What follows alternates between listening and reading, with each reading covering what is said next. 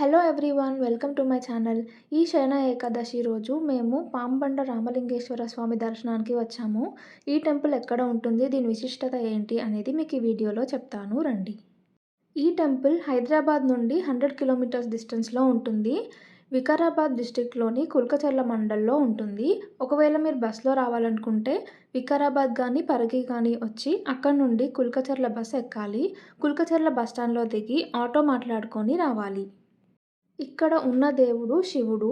ఇక్కడ శివుడిని రామలింగేశ్వరుడు అంటారు. ఎందుకు, చరిత్ర ఏంటి అనేది ఇక్కడ గుడి పూజారి గారు వివరించారు. మీకు అది వినిపిస్తాను. ముందుగా మనం లొకేషన్ చూద్దాం.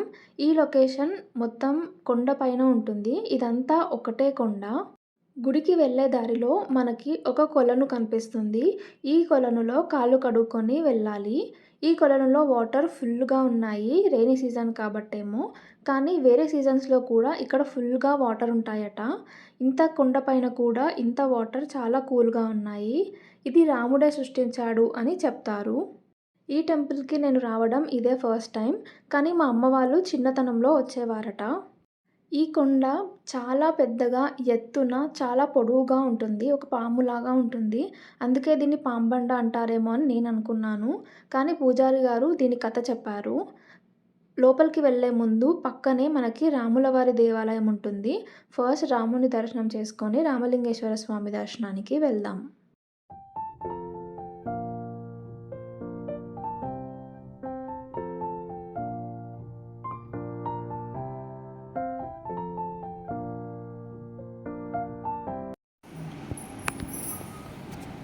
ఓం శ్రీ గురుభ్యో నమః.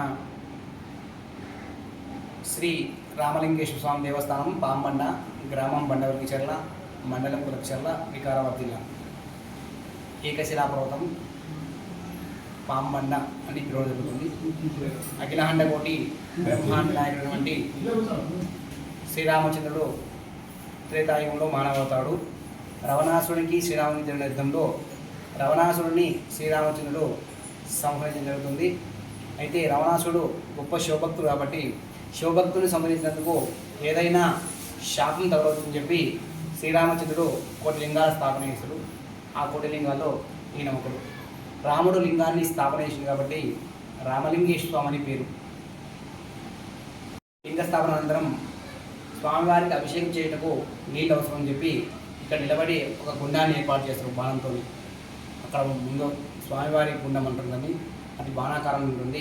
అట్టి గుండంలో ఇప్పుడు కూడా నీళ్ళు ఉంటాయి. కొన్ని తరాల నుంచి కూడా నీళ్ళు ఇంకిపోలేవు, ఇక ముందు కూడా ఇంకిపోవు అని అనుమానం. అట్టి గుండంలో స్నానం చేస్తే సకల దోషాలు పోతాయని చెప్పి భక్తుల నమ్మకం. ప్రతి అమావాస్య పౌర్ణానికి అట్టి గుండంలో స్నానం చేస్తే దీర్ఘకాలిక వ్యాధులు కూడా నశిస్తాయి. భక్తులకు అప్పటి నుంచి అనాదిగా అవుతుంది. అదేవిధంగా ఈ క్షేత్రం పాంబండ. ఒకప్పుడు ఇక్కడ ఉన్న బండ, అక్కడ బండ, రెండు బండ్లు కలిసి ఉండేటివి. ఏదో ఒకటి జరగరాని జరిగిన వల్ల స్వామివారి యొక్క స్వర్గం మధ్య నుంచి వెళ్ళినందుకు రెండు బండ్లుగా చీలిపోయి ఈ బండ అనేది సైన్స్ ప్రకారం పాము ఆకారంలో ఏర్పడ్డది. అందుకే దీన్ని పాంబండ అని పిలుస్తారు. ఈ బండ అనేది ఒకే శిల, మొత్తం ఒకే బండగా ఉంది కాబట్టి ఈ క్షేత్రంపై స్వామివారు పిలిచింది కాబట్టి ఈ క్షేత్రాన్ని ఏకశిల పర్వతం అని కూడా పిలుస్తూ ఉంటారు. ఈ క్షేత్రంలో సంవత్సరానికి 2 సార్లు ఉత్సవాలు జరుగుతాయి. పెద్ద జాతర పాల్గొన పంచమి నుంచి చైత్రమాసం మొదటి రోజు ఉగాది వరకు అత్యంత వైభవంగా జరుగును. అదేవిధంగా చిన్న జాతర శ్రావణమాసం చివరి సోమవారం ఒకే రోజు అత్యంత వైభవంగా జరుగుతాయి.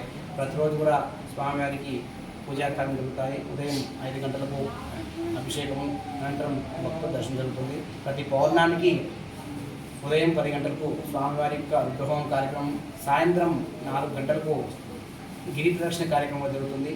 ఇట్టి కార్యక్రమంలో కూడా భక్తులు అధిక సంఖ్యలో ఇచ్చేసి స్వామివారి యొక్క కృపా కటాక్షం పొందుతున్నారు. చాలా బాగా వివరించారు కదా. ఇప్పుడు ఈ టెంపుల్కి కొంచెం బ్యాక్ సైడ్ వెళ్తే ఇలా ఉంటుంది. ఈ టెంపుల్ బ్యాక్ సైడ్లో దుర్గాదేవి ఆలయం కూడా ఉంటుంది, దర్శనం చేసుకోండి. ఇది గ్రామంలో ఉంటుంది కాబట్టి చుట్టంతా పంట పొలాలు, పచ్చని చెట్లతో చాలా బాగుంటుంది ఇక్కడ ఎన్విరాన్మెంట్. ఖచ్చితంగా ఈ టెంపుల్ని మీరైతే విజిట్ చేయాల్సిందే. ఇక్కడ మనకి రూమ్స్ కూడా అవైలబుల్లో ఉన్నాయి. ఒకరోజు నైట్ స్టే చేయాలనుకుంటే ఇక్కడ ఉండి స్టే చేసి వెళ్ళొచ్చు. మీకు ఈ వీడియో నచ్చినట్టయితే వీడియోని లైక్ చేయండి. అలాగే నా ఛానల్ని సబ్స్క్రైబ్ చేసుకోండి.